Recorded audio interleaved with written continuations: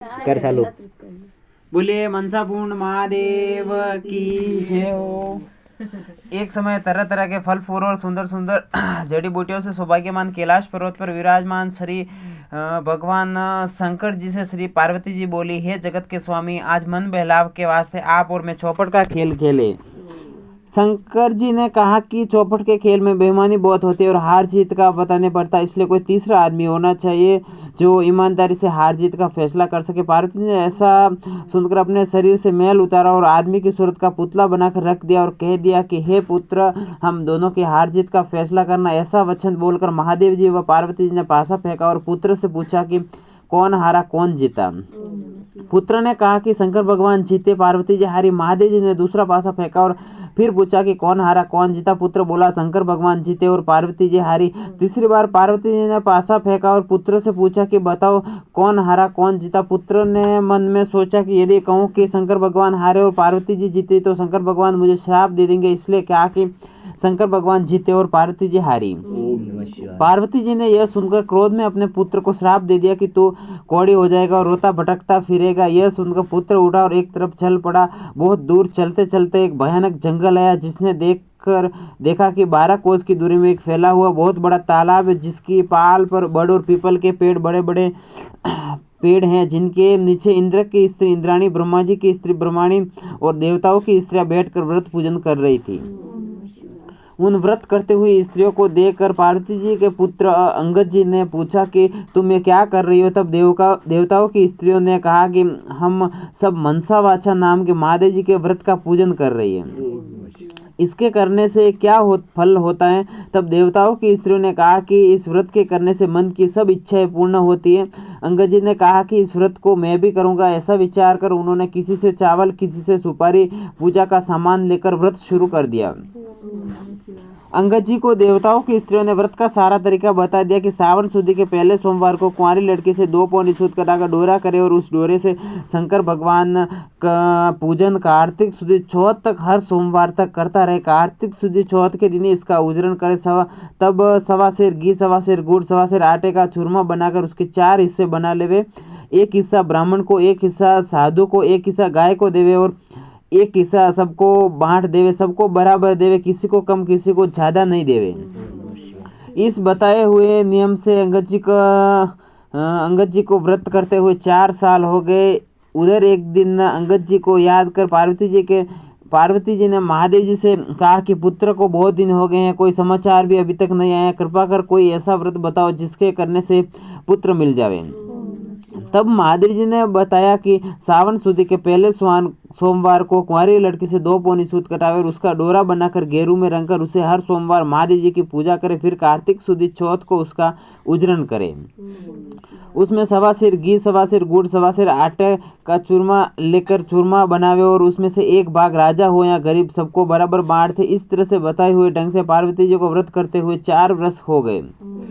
उधर एक दिन पुत्र के मन में आया कि माता पिता के पास मिलने के लिए जाना चाहिए। व्रत करने से अंगद जी की देह इंसान जैसी सुंदर हो गई थी। अंगद जी माता पार्वती जी के पास जाकर खड़े हो गए। पुत्र को आया देखकर पार्वती जी हंसने लगी। अंगद जी ने यह देखकर पीछे हट गई। पार्वती जी ने पूछा कि तुम पीछे क्यों हट गए। तब पुत्र ने कहा कि मेरे बिना बुलाए आने पर आप हंसी, इसलिए मैं पीछे हट गया। इस पर पार्वती जी ने कहा कि मैं तुम्हारे आने पर नहीं हंसी, मैं तो व्रत के प्रभाव पर हंसी हूँ, क्योंकि तुमसे मिलने के लिए मैंने यह मनसा वाचा व्रत किया था। अंगद जी ने कहा कि मैंने भी यह व्रत किया है। पार्वती जी ने बोली कि इस व्रत के करने से तुम्हारा श्राप मिट गया। मैंने यह व्रत किया तो तुम मुझे मिल गए। तुम क्या चाहते हो सो कहो। पुत्र बोला मैं उज्जैन नगरी में राज्य करना चाहता हूँ। यह कहकर वह उज्जैन की तरफ चल पड़ा। उज्जैन पहुंचकर वह राजा रानी से मिला। राजा रानी बूढ़े हो गए थे, उनके कोई पुत्र नहीं था, केवल एक कन्या थी। राजा रानी ने सोचा कि यदि हम बूढ़े हो गए हैं, इसलिए अपनी कन्या का विवाह किसी अच्छे वर के साथ करके सारा राजपाट उसे ही संभला देवे। ऐसा विचार करके उन्होंने एक स्वयंवर रचा, जिसमें देश विदेश के बड़े बड़े राजकुमार बुलाए गए। स्वयंवर में एक हथनी को सजाकर राजा ने हथनी से हाथ जोड़कर कहा कि हे हथनी देवी, इन सब में जो राज करने का अधिकारी हो और कन्या के लिए श्रेष्ठ वर हो, उसी के गले में यह माला डाल देना। यह कहकर हथनी की सूंड में वह माला पकड़ा दी। हथनी ने चारों तरफ देखभाल कर पार्वती जी के पुत्र अंगद जी के गले में माला डाल दी। तब सबने कहा कि हथनी चूक गई है। फिर हथनी का श्रृंगार किया और हाथ जोड़कर कहा कि जो इस राज्य को भोगने का अधिकारी हो और राजकुमारी के लिए अच्छा वर हो, उसी के गले में यह माला डाल देना। यह कहकर माला हथनी की सूंड में पकड़ा दी। अंगद जी को पहले ही वहां से निकाल दिया था। हथनी ने घूम फिर कर बाहर निकल फिर से अंगद जी के गले में माला डाल दी। तब फिर सब लोगों ने कहा कि हथनी ने हट कर लिया, इसलिए फिर उसी के गले में यह माला डाल दिए। ऐसा विचार कर फिर हथनी को सजाया गया और माला देकर निवेदन किया, हे गजराज, तू देवता स्वरूप है, सो जो इस राज्य का मालिक बनकर राज्य भोगने वाला हो और वो राजकुमारी के लिए श्रेष्ठ वर हो, उसी के गले में यह माला डाल देना। अंगद जी को पहले ही मार पीट कर बाहर निकाल दिया गया था। हथनी घूम फिर कर बाहर निकल गई और उसके गले में उन्हीं के गले में माला डाल दी। तब राजा ने नगर के सेठ को बुलवाकर हुक्म दिया कि इन अंगद जी को आप घर ले जाकर बारात बनाकर लाओ। सेठ अंगद जी को घर ले गया और वहां से बारात बनाकर राजा के यहाँ ले आया। राजा ने पंडित को बुलाकर मंडप की रचना करवाई और अपनी कन्या के साथ अंगद जी का विवाह कर दिया। सारा राजपाट उनको सौंप दिया। अपने खर्च के लिए केवल 4 गांव रख लिए। राजकुमारी ने पूछा कि आपका नाम क्या है, जाति क्या है और आपके माता पिता कौन है। तब उन्होंने कहा कि मेरा नाम अंगद है और श्री महादेव जी पार्वती जी मेरे माता पिता हैं। राजकुमारी ने कहा कि श्री महादेव जी पार्वती तो देवलोक के देवता हैं, इसलिए इस मृत्यु लोक में तुम्हारे माता पिता कैसे हो सकते हैं। तब अंगद जी ने कहा कि एक समय सुंदर फूल और वनस्पतियों से सुभूषित कैलाश पर्वत पर महादेव जी विराजमान थे। तब पार्वती जी ने महादेव जी से चौपट खेलने के लिए कहा। महादेव जी ने कहा कि हार जीत का फैसला करने वाला कोई तीसरा होना चाहिए। तब पार्वती जी ने अपने शरीर का मैल उतार कर पुत्र की सूरत का पुतला बना दिया और महादेव जी ने उसमें जान डाल दी। तब उससे कहा कि हमारी चौपट में हार जीत की गवाही देना। महादेव जी ने पासा फेंककर मुझसे पूछा कि कौन जीता। मैंने कहा कि महादेव जी जीते। इस तरह दूसरी बार भी महादेव जी जीते और पार्वती जी हारी। तीसरी बार पार्वती जी ने पासा चलाकर पूछा कि पुत्र कौन जीता कौन हारा। मैंने सोचा कि कहूँ कि महादेव जी हारे और पार्वती जी जीते तो महादेव जी मुझे श्राप दे देंगे, इसलिए मैंने कहा कि महादेव जी जीते और पार्वती जी हारी। पार्वती जी ने यह सुनकर मुझे श्राप दे दिया कि जा तो कोड़ी हो जाएगा, मारा मारा भटकता फिरेगा। पार्वती जी के श्राप देने पर मैं वहां से चलकर एक भयानक जंगल में पहुंचा, जहां पर बड़े भारी तालाब पर बड़ और पीपल के पेड़ थे। उस स्थान पर इंद्राणी ब्रह्माणी आदि देवताओं की स्त्रियां व्रत कर रही थी। उनके व्रत को देखकर मैंने उनसे पूछा कि ऐसा करने से क्या होता है। तब उन्होंने व्रत का प्रभाव तथा उसके करने की विधि बताई। तब मैंने किसी से सुपारी किसी से चावल मांगकर व्रत शुरू कर दिया। सावन सूदी के पहले सोमवार के दिन ही कुंवारी कन्या से 2.5 पौनी सूद कतवाकर डोरा किया और उसको गेरू में रंग कर महादेव जी की पूजा की। कार्तिक सुदी चौथ का विसर्जन कर 1.25 सेर घी 1.25 सेर गुड़ 1.25 सेर आटा इनका चूरमा बनाकर सबको बराबर बांट दिया। इस प्रकार यह व्रत का पूरा किया। उधर पार्वती जी ने महादेव जी से पूछा कि हमारे पुत्र अंगद जी का कुछ पता नहीं है, वह बहुत दिन से आया नहीं है। तब महादेव जी ने कहा कि वह जीवित है, मैं बताता हूँ, उस प्रकार व्रत करो जिससे तुम्हारा पुत्र आ जाएगा। व्रत का विधान बताया कि सावन सुदी के पहले सोमवार के दिन कुंवारी कन्या से 2.5 पौनी सूद कतवा का डोरा बनाए, उसमें महादेव जी की पूजा करे और कार्तिक सुदी चौथ का उजरण करे। 1.25 सेर घी 1.25 सेर गुड़ 1.25 सेर आटा लेकर चूरमा बनावे और उसमें 4 भाग कर ऊपर बताए हुए ढंग से बराबर बांट देवे। इस प्रकार बताए हुए ढंग से पार्वती जी ने व्रत किया। उधर मैं जाकर पार्वती जी के पास खड़ा हो गया। पार्वती जी ने मुझे देखकर हंस पड़ी। मैं पार्वती जी को हंसता देखकर पीछे हट गया। तब पार्वती जी ने कहा कि तुम पीछे क्यों हटे। मैंने कहा तुम मेरे बिना बुलाए आने पर हंसी, इसलिए मैं पीछे हट गया। पार्वती जी ने कहा कि मैं तो इसलिए हंसी कि मैंने मनसा वाचा व्रत किया और उसके प्रभाव से तुम मेरे पुत्र मिल गए। मैंने यह कहा कि मैंने भी यह व्रत किया है। तब माता पार्वती ने कहा कि तुम्हारे मन में क्या है कहो। मैंने कहा उज्जैन नगरी की राजकुमारी और उज्जैन का राज्य मुझे मिल जाए। तब पार्वती ने कहा कि तुम्हारे मन की इच्छा अवश्य पूर्ण होगी। तब उज्जैन नगरी का राज्य भी मिल गया और अंगद जी ने अपनी विवाहित राजकुमारी से पूछा कि तुम्हारे मन में क्या है सो कहो। राजकुमारी ने कहा कि हमारे बिना गर्भवास के ही पुत्र होना चाहिए। तब अंगद जी ने कहा कि तुम्हारे बिना गर्भवास के ही पुत्र होगा तो मनसा वाचा व्रत ऊपर बताए हुए ढंग से करना। यह सुनकर अंगद जी वहां से चले गए। रानी ने मनसावाचा व्रत शुरू कर दिया। 4 वर्ष के बाद एक दिन रानी ने दातुन करते समय दासी को पात्र भरकर जल लाने को कहा। दासी जल लाने गई, तब क्या देखती है कि सोने की पालकी में बच्चा बैठा पैर का अंगूठा चूस रहा है। दासी ने झट आकर रानी से कहा कि आपको पुत्र हुआ है। रानी ने कहा कि क्यों हमसे हंसी करती हो। दासी ने कहा कि विश्वास नहीं हो तो चलकर देख लो। रानी ने जाकर देखा, सचमुच पालने में बच्चा बैठा पैर का अंगूठा चूस रहा है। रानी ने बहुत प्रसन्न होकर महादेव जी से प्रार्थना की कि हे भगवान, आपने ये पुत्र दिया है तो इसके लिए स्तनों में दूध की धार भी निकल जाए। इतना कहते ही स्तनों में दूध की धार फूट गई। बच्चे को स्नान कराकर दूध पिलाया। इस प्रकार बालक धीरे धीरे बड़ा होने लगा। कुछ बड़ा होने पर एक दिन बालक अपनी माता से पूछ बैठा कि मेरे पिता कौन है। तब माता ने कहा कि अंगद जी तेरे पिता हैं तथा महादेव जी व पार्वती जी तेरे दादा दादी हैं। तब पुत्र फूलफगर ने कहा कि यह बात तो मृत्युलोक में कोई नहीं मान सकता। तब माता ने कहा कि एक दिन महादेव जी ने कैलाश पर्वत पर चौपट खेलने की सोची। हार जीत का फैसला करने के लिए पार्वती जी ने अपने शरीर से मैल उतारकर मनुष्य का पुतला बनाया और कहा कि तुम हमारी हार जीत का फैसला करना। यह कहकर महादेव जी ने पासा फेंका और पूछा कि कौन जीता कौन हारा। पुत्र ने कहा कि महादेव जी जीते, पार्वती जी हारी। दूसरी बार भी पासा चलने पर पुत्र ने कहा कि महादेव जी जीते, पार्वती जी हारी। तीसरी बार पार्वती जी ने पुत्र से पूछा कि कौन जीता कौन हारा। पुत्र ने महादेव जी के श्राप से डरकर महादेव जी कहा कि महादेव जी जीते और पार्वती जी हारी। पुत्र ने यह वचन सुनकर पार्वती जी ने आवेश में आकर पुत्र को श्राप दे दिया कि तू दर दर भटकता फिरेगा और तेरे सारे शरीर पर कोढ़ हो जाएगा। पार्वती जी ने श्राप सुनकर पुत्र वहां से चलकर एक बड़े तालाब के पास पहुंचा, जहां पर बड़े भारी पीपल के पेड़ के नीचे ब्रह्माणी और इंद्राणी मनसावाचा व्रत कर रही थी। अंगद ने कहा कि यह व्रत करने से क्या होता है। तब देवताओं की स्त्रियों ने कहा कि इससे सब मन की इच्छाएं पूर्ण होती है। और अंगद ने कहा कि यह व्रत तो मैं भी करूंगा। तब किसी से घी किसी से चावल मांग कर व्रत किया। व्रत करते करते 4 वर्ष हो गए। उधर पार्वती जी ने महादेव जी से पूछा कि पुत्र नहीं आया है, सो ऐसा उपाय बताओ जिससे मेरा पुत्र आवे। महादेव जी ने कहा कि सावन शुद्धि को पहला सोमवार आवे, तब कुंवारी कन्या से सूत कटाकर महादेव जी का पूजन करे। 1.25 सेर घी, 1.25 सेर गुड़, 1.25 सेर आटे का चूरमा बनाकर 4 भाग में बराबर कर एक साधु एक ब्राह्मण एक गाय को देना और आधा खुद खावे आधा बांट देवे। ऐसा 4 वर्ष तक करे। 4 वर्ष व्रत करने पर पुत्र आकर खड़ा हो गया। पार्वती जी हंसने लगी। तब अंगद जी से पूछा कि तुम पीछे क्यों हट गए। तब अंगद जी ने कहा कि तुम हंसी इसलिए मैं पीछे हट गया। तब पार्वती जी ने कहा कि मैंने तो व्रत के प्रभाव से हंसी। पुत्र ने पूछा कि तुमने कौन सा व्रत किया है। पार्वती जी ने कहा कि मैंने मनसावाचा व्रत किया है। पार्वती जी ने कहा कि इस व्रत के प्रभाव से तुम्हारा श्राप मिट गया है।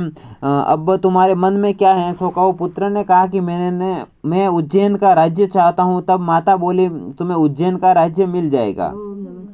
तेरे पिता के बताने से मैंने इस मनसावाचा व्रत को किया। तुम मुझे बिना गर्भवास के पुत्र उत्पन्न हुए। इस तरह अंगद जी तुम्हारे पिता और महादेव जी तुम्हारे दादा हैं। माता ने कहा कि पुत्र तुम्हारी क्या इच्छा है सो कहो। पुत्र ने कहा कि हमारे यहाँ इंद्रलोक से विमान आवे जिसमें एक कन्या हो, उसी के साथ मेरा विवाह हो। माता ने कहा कि जा तेरी इच्छा अवश्य पूर्ण होगी। तब पुत्र ने भी मनसावाचा व्रत शुरू कर दिया और 4 वर्ष करने पर एक दिन वो सुबह पुत्र ने देखा कि आकाश एक विमान उतर रहा है। विमान उतरने पर राजा ने विमान के पास पहुंचकर उसका पर्दा हटाकर देखा कि उसमें एक सुंदर कन्या बैठी है। तब राजा ने ब्राह्मणों को बुलाकर साज बाज और ठाट बाट के साथ उस कन्या से विवाह कर लिया। एक दिन राजा शिकार खेलने गए, वहां शिकार नहीं मिला और रास्ता भटक गए। एक बाग में डेरा डाल दिया। राजा भूख प्यास से व्याकुल हो रहा था। इतने में एक ब्राह्मण आ गया और उसने अपना पतड़ा देकर कहा कि आज कार्तिक सुदी चौथ का उजरण है। तब राजा ने कहा कि ब्राह्मण देवता मुझसे भूल हो गई है, सो चौथ का पूजन करावे। पूजन कराकर राजा ने नगर में खबर भेजी कि राजमहल से 1.25 सेर घी, 1.25 सेर गुड़, 1.25 सेर आटे का चूरमा बनाकर भेजा जावे। रानी ने सोचा कि फौज साथ में होने से इतने चूरमे से क्या होगा, इसलिए वह गाड़ी भरकर भेज दिया। राजा ने सोचा कि मेरे लिए तो यह काफी है, किंतु फौज के लिए तो थोड़ा ही होगा। इतने में ही महादेव जी ने गुस्से में आकर राजा को स्वप्न में कहा कि तुम अपनी रानी को घर से निकाल दो, नहीं तो तुम्हारा राज्य नष्ट कर दूंगा। तब राजा ने खुद महल में जाकर रानी डांट डपट कर राज्य से निकाल दिया। रानी महल से निकलकर जाने लगी। तब रास्ते में दीवान मिल गया और अपनी रानी से पूछा कि कहाँ जा रही हो। तब रानी ने सब हाल का दीवान ने कहा कि राजा साहब का गुस्सा कम होने पर उन्हें समझा देंगे, आप मेरे घर चले। इस प्रकार वह रानी को अपने घर ले गया। वहाँ पहुँचते ही दीवान अंधा हो गया। तब दीवान ने रानी से हाथ जोड़कर कहा कि आप यहाँ से चली जाए। रानी वहाँ से चली। तब रास्ते में उससे नगर का बड़ा सेठ मिला। उसने रानी से पूछा कहाँ जा रही हो। रानी ने कहा कि राजा ने गुस्से में आकर मुझे देश से निकाल दिया है। तब सेठ ने कहा कि राजा को 1-2 दिन में समझा देंगे, आप मेरी हवेली पे चले। रानी के पहुंचते ही सेठ भी अंधा हो गया और कारोबार ठप हो गया। हुंडिया बंद होने से सेठ जी दिवालिया होने लगा। तब सेठ जी ने हाथ जोड़कर रानी से कहा कि आप यहाँ से चली जाए। रानी वहाँ से चल पड़ी। आगे चलकर एक कुम्हार मिला। उसने भी रानी से पूछा कि आप किधर जा रही हैं। तब रानी ने राजा के गुस्से में आकर निकालने की सब बात सुनाई। तब कुम्हार ने कहा कि राजा जी को 1-2 दिन में समझा देंगे, आप मेरे घर चलो। रानी कुम्हार के साथ घर चली गई। घर पहुंचते ही कुम्हार अंधा हो गया, उसका आवा फूट गया। वह कुम्हार हाथ जोड़कर रानी से कहने लगा कि आप यहाँ से चली जाए। यह सुनकर रानी वहाँ से चल पड़ी। आगे चलने पर रास्ते में एक माली मिला। उसने पूछा कि किधर जा रही है। तब रानी ने माली से देश निकालने की बात कही। माली ने कहा कि आप मेरे बाग में चलो, 1-2 दिन में राजा साहब को मना लेंगे। रानी के बाग में जाते ही हरा भरा बाग जलकर कोयले समान हो गया। माली अंधा हो गया। तब माली ने हाथ जोड़कर रानी से कहा कि आप यहाँ से चली जाए। रानी सोचने लगी, मैंने ऐसा कौन सा पाप किया है जिसके कारण जहाँ भी मैं जाती हूँ वहाँ अनर्थ हो जाता है। यह जीवन से तो मरना ही अच्छा होगा। तब सोचकर रानी वहाँ से चल पड़ी। आगे 2 रास्ते थे, जो इस 6 महीने का था और एक 3 दिन का था। रानी 3 दिन के रास्ते चल पड़ी। आगे चलने पर एक सिपा नाम की नदी आई। रानी ने सोचा इसमें डूबकर मर जाना ही अच्छा है। ऐसा विचार कर वह नदी में कूद गई। इतने में ही सारा पानी नदी का सूख गया। आगे चलने पर एक बड़ा भारी पर्वत आया। रानी पर्वत पर चढ़कर गिरने लगी तो पर्वत जमीन के बराबर हो गया। रानी फिर आगे चलने लगी तो एक जंगली शेर मिला। रानी ने सोचा कि यदि इसको छेड़ूंगी तो यह मुझे अवश्य खा जाएगा। यह सोचकर रानी ने हाथ फेरा तो वह शेर पत्थर का हो गया। रानी फिर आगे चली तो अजगर मिला। उसने सोचा मैं इसे छेड़ूंगा तो यह मुझे जरूर खा जाएगा। यह सोचकर अजगर को छेड़ा तो वह रस्सी बन गया। वहाँ से फिर आगे चली तो चलते चलते एक बड़ा भारी पीपल का पेड़ आया, जिसके नीचे कुआं था और महादेव जी का मंदिर। उसमें बैठकर रानी ओम नमः शिवाय मंत्र का पाठ करने लगी। उस दिन कार्तिक सुदी चौथ थी, जिसके उजरण में मंदिर का साधु गांव में गया। आते समय रास्ते में उसने कुत्ते ने काट खाया। साधु ने सोचा कि मंदिर में ऐसा कौन सा पापी आ गया जिसके कारण मुझे कुत्ते ने काट खाया। रानी के पास आकर साधु ने कहा कि यह कौन डाकन बैठी है। तब रानी ने कहा कि मैं डाकन नहीं, एक दुखी स्त्री हूँ। यदि आप मुझे अपनी धर्म बेटी बनाओ तो मैं अपना सारा हाल आपको बताऊं। तब साधु ने कहा कि तुम मेरी धर्म बेटी हो, अपना सारा हाल कहो। रानी ने सब सारी बातें बता दी। साधु ने कहा कि आज कार्तिक सुद चौथ का उजरण है, सो कोई राजा को अधिक नहीं हो, गरीब को कम नहीं देना चाहिए, इसलिए एक शेर लड्डू बनाए हैं। तब रानी ने विचार किया कि मैंने राजा के कहने पर चूरमा अधिक भेजा, इसलिए मुझे दुख मिल रहा है। रानी ने साधु से कहा कि इस व्रत को मैं भी करूंगी। साधु ने कहा कि सावन सुदी के पहला सोमवार आए तब इस व्रत की विधि बताऊंगा। कुछ दिन बीतने पर सावन सुदी आई। तब रानी ने साधु को याद दिलाई। साधु ने गांव में जाकर पूजा की सामग्री इकट्ठी की और रानी ने पूजा की आरंभ की। सावन के पहले सोमवार के दिन कुंवारी कन्या से 2.5 पौनी सूद कटवाया और महादेव जी की पूजा की। कार्तिक सुदी चौथ का उजरण किया। 1.25 सेर घी, 1.25 सेर गुड़, 1.25 सेर आटे का चूरमा किया और अपने 4 भाग कर बताई हुई विधि से बांट दिए। साधु ने कहा कि महादेव जी के सामने ऊंट, हाथी, घोड़ा मिट्टी का बनाकर रख देना। यदि अगर महादेव जी प्रसन्न हो गए हैं तो इन सबको जीवित कर दो। ओम नमः शिवाय मंत्र का पाठ कर जल का छिट्टा देना। रानी के ऐसा करने पर सबके सब जीवित हो गए। रानी ने साधु से कहा कि मुझसे रास्ते में जो पाप हो गए उनसे छुटकारा पाने का उपाय बताओ। तब साधु ने कहा कि ओम नमः शिवाय मंत्र के जाप से सारे पाप कट जाते हैं। रानी परिक्रमा कर वहां से चल पड़ी। सबसे पहले जो सर्प रस्सी का बन गया था उसके पास गई और ओम नमः शिवाय मंत्र का पाठ जाप कर बोली कि इस सर्प को चौगुना शरीर हो जाए। सो यह कहते ही सर्प का चौगुना शरीर हो गया।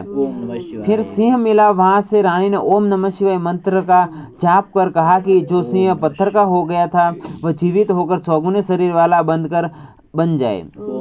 ऐसा कहते ही सिंह गरजता हुआ खड़ा होकर जंगल में भाग गया। इस तरह आगे चलते हुए पर्वत के सामने गई। ओम नमः शिवाय मंत्र का जाप कर बोली यह पर्वत भी पहले से चौगुना होकर खड़ा हो जाए। यह कहते ही पर्वत चौगुना होकर खड़ा हो गया। आगे चलकर मंत्र जाप करने पर नदी भी चौगुना होकर बहने लगी। माली का हरा भरा बाग हो गया और उसका अंधापन जाता रहा। नगर के सेठ के यहाँ जाने पर उसकी हुंडियाँ चलने लगी और उसे आँख से दिखाई देने लगा और लक्ष्मी का भंडार भर गया। सेठ हाथ जोड़कर कहने लगा कि आपके पधारने से हमारे यहाँ लक्ष्मी की वर्षा हुई है और सारे भंडार भर गए हैं। इस खुशी में मैं सारे नगर वालों को भोजन कराना चाहता हूँ। तो नगर में ढिंडोरा करवा दिया कि किसी के चूल्हे में धुआं नहीं निकल पाए। जो किसी के चूल्हे में धुआं हो उसे 11 रुपये का दंड होगा। सारे गांव के लोग भोजन कर जाने लगे। तब यह खबर दरबार में पहुंचे कि आज चौथ का उजरण है।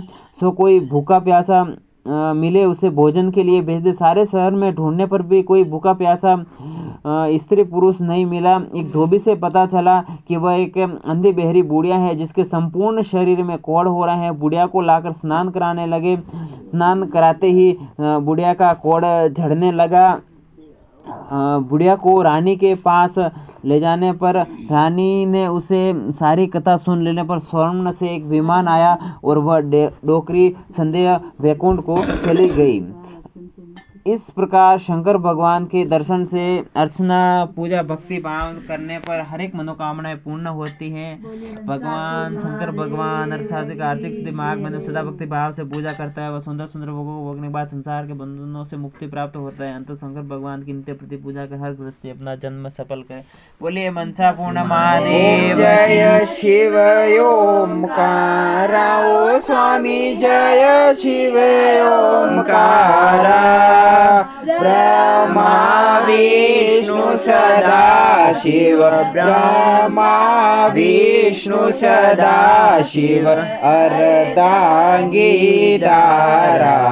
ओम जय शिव ओमकारा एकानंद चतुरानंद पंचानंद राजे ओ स्वामी पंचानंद राजे हंसासन गरुडासन हंसासन गरुडासन व्रजवाहन साजे ओम जय शिव ओमकारा दो भुज चार चतुर्भुज 10 भुज ते सोहे ओ स्वामी 10 भुज ते सोहे त्रिगुण रूप निरखता त्रिगुण रूप निरखता जन पूजन मोहे ओम जय शिव ओमकारा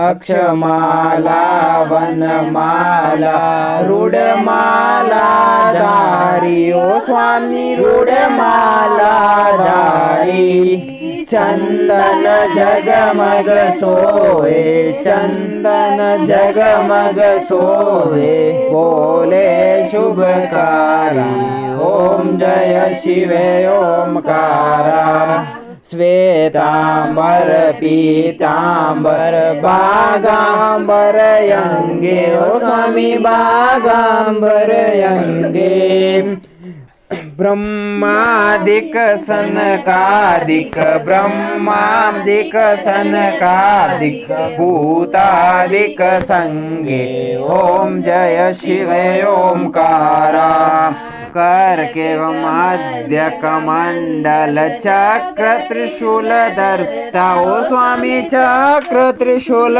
धरता जगे करता जगे भरता जगे करता जगे भरता जगे पालन करता ओम जय शिव ओमकारा ब्रह्मा विष्णु सदाशिव जानतय विवेका ओ स्वामी जानतय विवेका शासन के मध्य प्रशासन के मध्य ये तीनों एका ओम जय शिव ओमकारा त्रिगुण शिव जी की आरती जो कोई नर गावे ओ स्वामी जो कोई नर गावे कर पाप चला जावे स्वामी सुख संपत्ति पावे जय शिव ओमकारा पार्वती महारानी की आरती जो कोई नर गावे ओ स्वामी जो कोई नर गावे जरा पाप चला जावे जरे घर लक्ष्मी आवे शिवानंद स्वामी पढ़त बोलानंद स्वामी हिंसा फल पावे ओम जय शिव ओमकारा सभी देवताओं की आरती जो कोई नर गावे ओ स्वामी जो कोई नर गावे जरा पाप चला जावे जरे घर लक्ष्मी आवे पढ़त शिवानंद स्वामी पढ़त बोलानंद स्वामी हिंसा